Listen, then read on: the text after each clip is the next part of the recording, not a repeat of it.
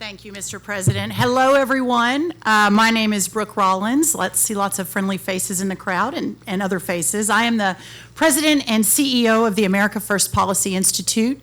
Before we founded, along with our chairman, Linda McMahon, and Larry Kudlow, the America First Policy Institute, I had the honor and privilege of working for President Donald Trump as his domestic policy advisor in the White House. My most important title, though, isn't any of those. Whatever my role, I am an American first.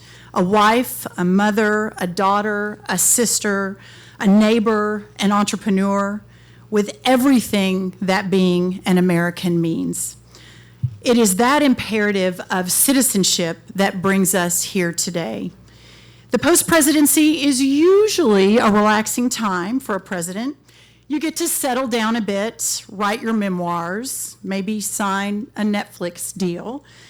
That's what most presidents do, but of course, what most presidents do has never described Donald J. Trump.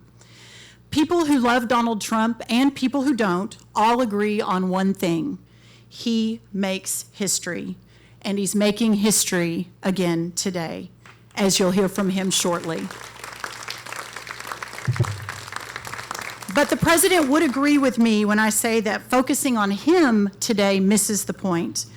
Back during his presidency, I remember him saying more than once that in reality, they're not really after me.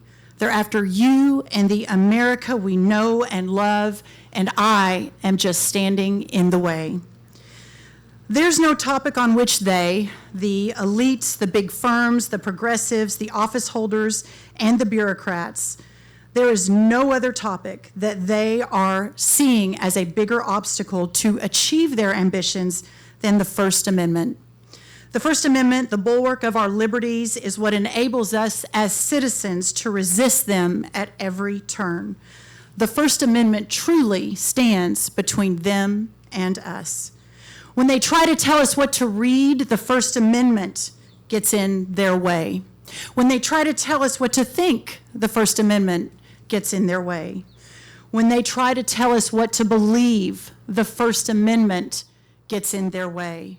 And when they try to tell us with whom to worship, with whom to associate, with whom to congregate, and with whom to be friends, the First Amendment gets in their way. It's no surprise then that they want the First Amendment gone. They don't advocate for abolition, of course. They know better than that.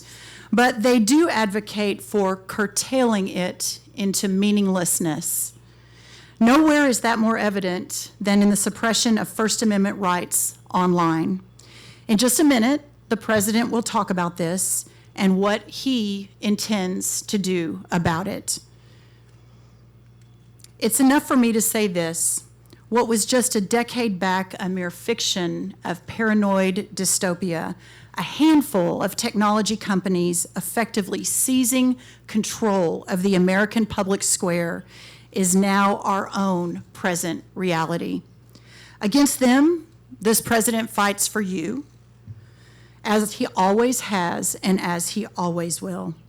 Ultimately, the issue at hand is the same issue that has gripped the nation since the day almost exactly 6 years ago when Donald Trump made his famous escalator ride into history, becoming candidate Trump, and then nominee Trump, and then President Trump.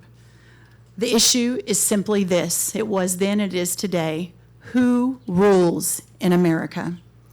Is it a handful of unaccountable and unelected elites who concoct and enforce standards arbitrarily? If so, we should pack up the American experiment, call the American dream done, issue aristocratic titles, and be done with the charade? Or are the rulers of this country still the people? The democratic citizenry, the men and women who do honest work every single day and ask only for a fair and equitable treatment in return. We need that answer. This country just finished an Independence Day celebration where we talked about and celebrated everything we have been and everything we have meant as a country. For the sake of future Independence Days, for the sake of future American generations, we must fight for the people's rule. That's what Donald Trump is here to do, and that's what he's always done. Please help me welcome President Donald J. Trump.